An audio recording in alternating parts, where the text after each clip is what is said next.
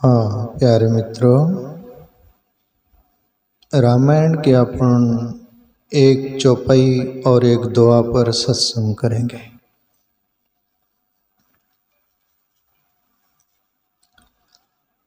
धूम कुसंगति कारिक होई, लिखहि पुराण मंजू मसी सोई। गोस्वामी तुलसीदास बोल रहे हैं इस चौपाई के माध्यम से अपन सबके जीवन के लिए। धूम यानी धुआं होता है, धुक्कल बोलते हैं ना अपन। धूम कुसंगति कारिक होई, जैसे अपन घर रहता है, पहले जमाने में घर में चूल्हा रहता था, उसमें चूल्हा जलाते थे, भोजन बनाते थे, तो वो सब कालिक रहती थी, तो पूरा काला हो जाता था। धुआं से कालापन होता है, इसलिए बोला धूम कुसंगति कारिक होई, लकी है पुराण मंजू मसी सोई। आप देखो ये कालिक में भी फैसिलिटी क्या है, यदि उसका सही इस्तेमाल करो तो। काली जो स्याही का रूप दे दो, उसको कालिक को स्याही बना दो, तो वो पुराण शास्त्र वेद शास्त्र लिखने में काम आ जाती है। और वही काला किसके मुंह पर लगा दो, कोई ऐसी आईना पर लगा दो, तो उसको ब्लॉक कर देती हो, उसके लिए हानिकारक हो जाता है। फर्क दिशा देने का है। दशा जो भी होगी, पर दशा को दिशा देना। शुभ या शुभ दो रास्ते हैं। धूम कुसंगति कारिक हुई, अभी ये हमारे पर ले लो। कुसंग हमारे जीवन में वैसी है कालिक जैसी। जैसे चेहरे पर काला पोत दिया, चेहरा सीधा दिखता नहीं, वो भूत दिखता है। ऐसे ही कुसंग यदि हमारे जीवन में होगी, वो प्रीतिकर होगी, और उस कुसंग के साथ हम जीते हैं और रहते हैं, तो बस कलंक जीवन को लग जाएगा, कलंकित जीवन हो जाएगा। इसलिए वो कुसंग से अच्छी संग तरफ जीवन मोड़े हम, तो जीवन में रौनक आ जाएंगी, जीवन में शांति आनंद आ जाएगा, जीवन में बोरिंग कुछ नहीं होगा, उल्लासित जीवन होगा, भरापूरा। आपको हर क्षण आनंदित जीवन रहेगा। लिखी पुराण मंजू मसी सोही। प्यारे मित्रों, जीवन जन्मजात गढ़ा नहीं जाता है। जैसे घड़ा होता है ना, कुंभार मिट्टी लाता है, उसको गारा बनाता है, बहुत कुछ प्रक्रिया से गुजारता है, वो थापी अंदर हाथ डाल देता है, ठोकता है, अंगारा में डालता है, भट्टा लगाता है, ठोक के देखता है, सब कुछ इतनी प्रक्रिया से गुजरने के बाद में वो ठंडा पानी पिलाने का लायक होता है। नहीं तो मिट्टी पहले भी थी, वही मिट्टी थी, पर घड़ा बनाने के लिए कितना प्रक्रिया लगी। ऐसा ही अपना जीवन कालिक की तरह है, धुएं की तरह है। मान लो अपने वो संस्कार नहीं उत्कृष्ट उत्तम, पर यह उत्कृष्ट उत्तम संस्कार से हम हमारे जीवन को भर सकते हैं।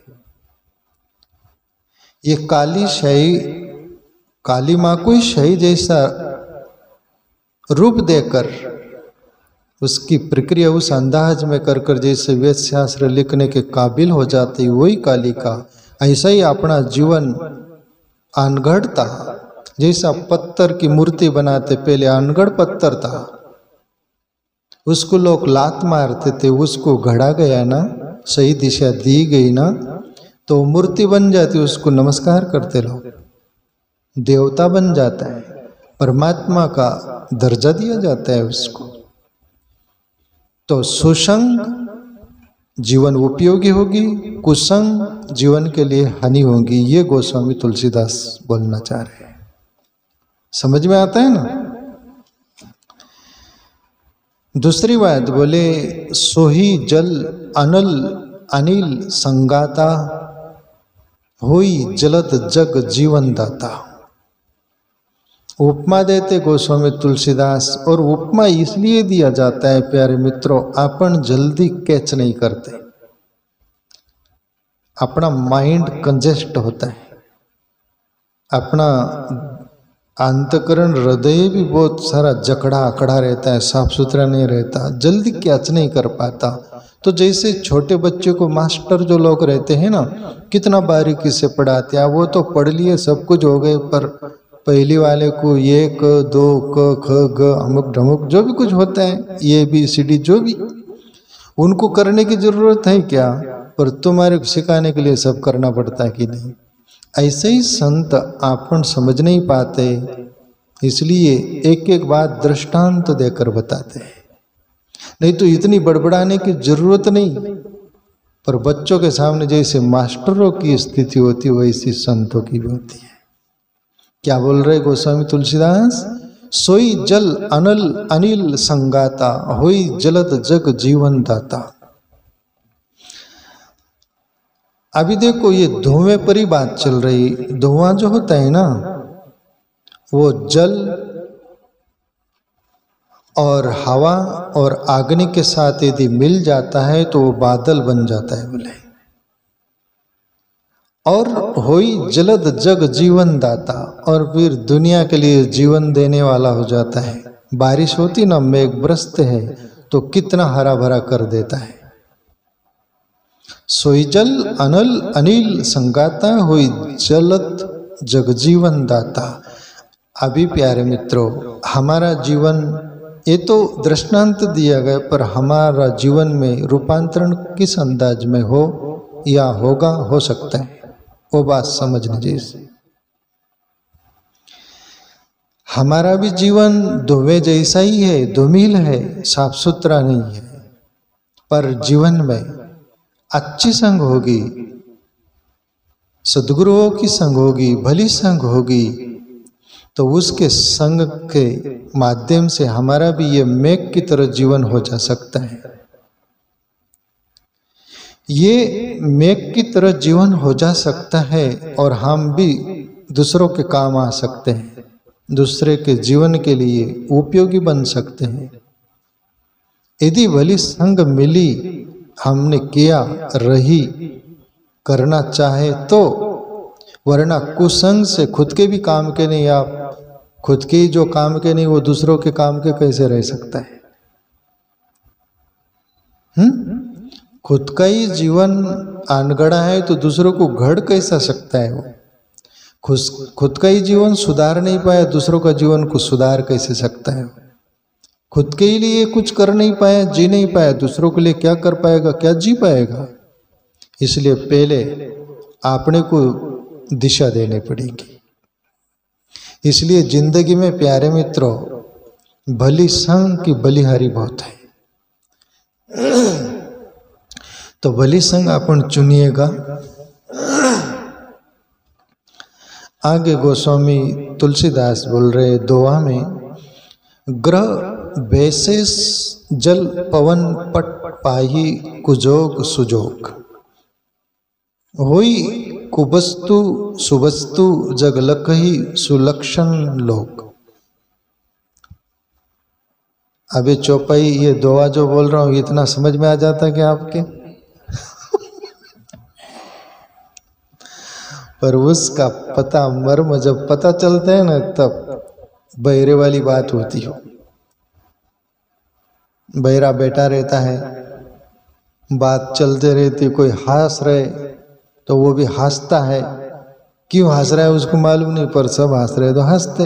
वैसे ही ये जो चौपाई बोलो, संस्कृत श्लोक बोलो, कुछ भी भजन बोलो, कुछ भी ऐसी बातें रहती है, तब बहरे की तरह हम बैठे रहते हैं कि है भाई कुछ न कुछ।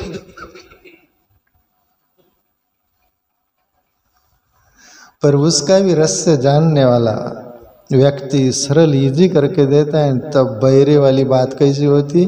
बहरे जब अपन सबको देखकर तो हंसता है, पर उसके कान में जाकर बोला इसी बात थी, तब और किलकिला कर हंसता है, तब कोई भावार्थ करके बता तो समझ में आती, तब अपने को आनंद आता है ना।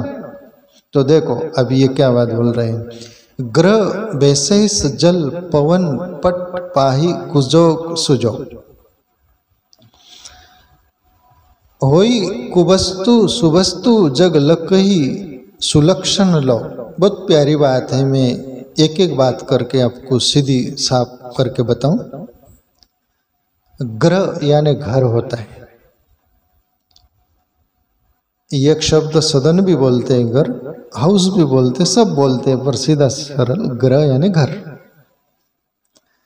घर घर में आलसी प्रमादी आदमी होगा, कोई भी स्त्री पुरुष हो, कोई भी हो, आलसी प्रमादी अजगर की तरह,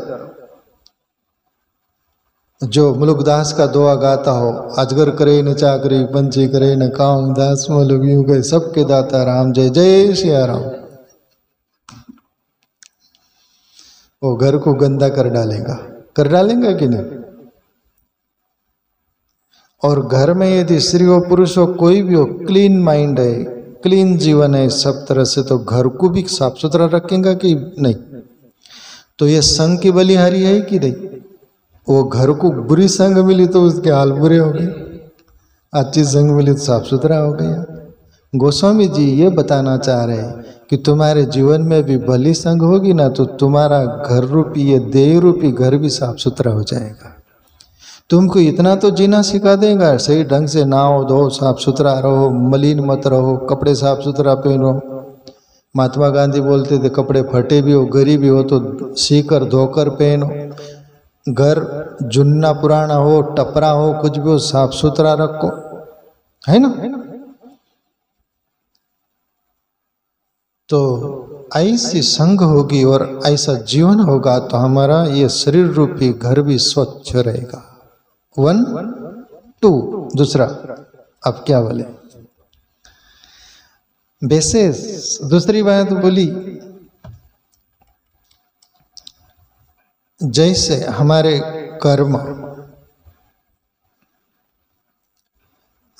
कर्म यदि अच्छे होंगे ना,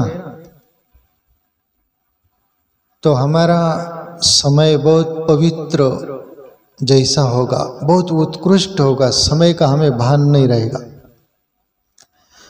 और हमारे कर्म यदि बुरे हैं ना, तो एक एक क्षण काटना मुश्किल होगा, एक एक क्षण पर फटका मार मिल सकती, कुछ भी हो सकता है।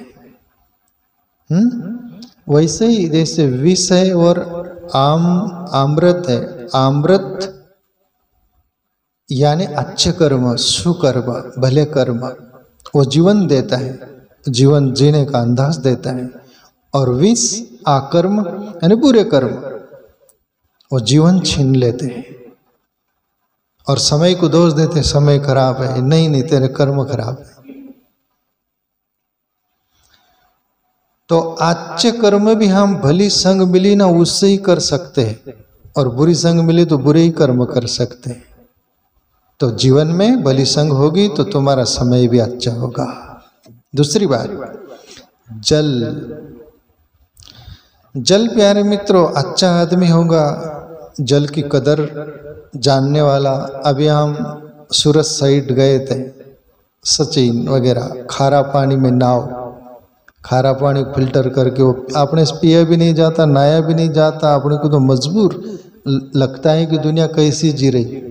ईश्वर ने तुम धन्यवाद मानो, मीठा जल है, हवा शुद्ध है, सब कुछ है, उस मालिक ने बहुत कुछ दिया तुमको। तो कहने के तात्पर्य जल की कदर, अभी मैं वो सब मामला देखा तो मुझे अनुभव आया, एक बूंद जल की कदर मुझे होगी। ये जो ऑक्सीजन भरा वातावरण है क्लीन, इसकी कदर मुझे होगी, और जो ये जाना ही नहीं उसको क्या होगी।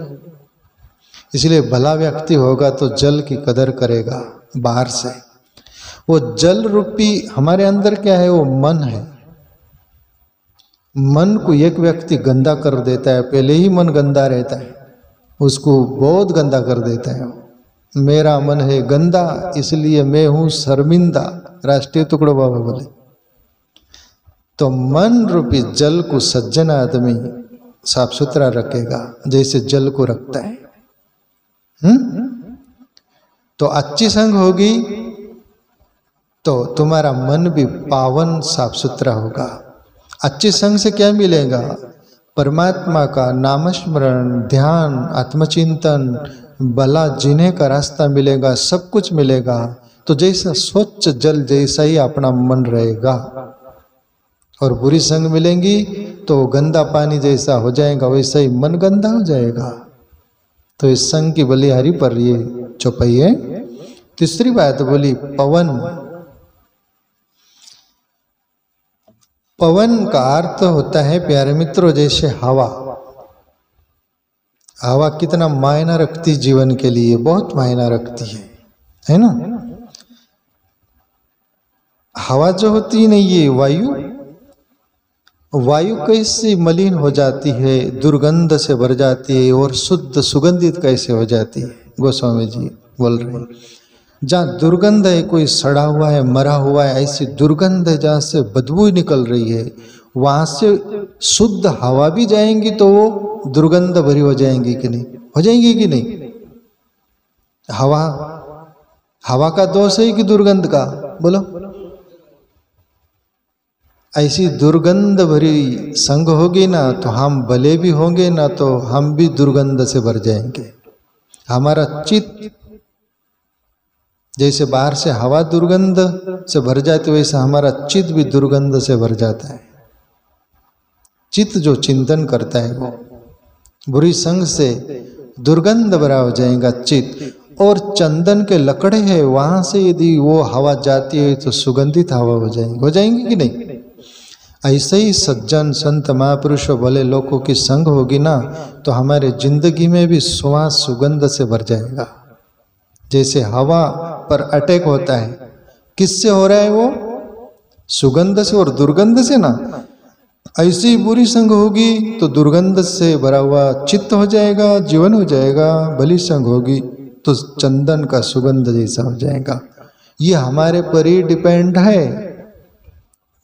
हम संतों को दोष नहीं दे, परमात्मा को दोष नहीं दे, कि दुनिया को नहीं दे। हम तो भले चंगे, तू था आज नहीं, पर था नहीं तो तेरे लिए विकल्प है, तो चुन।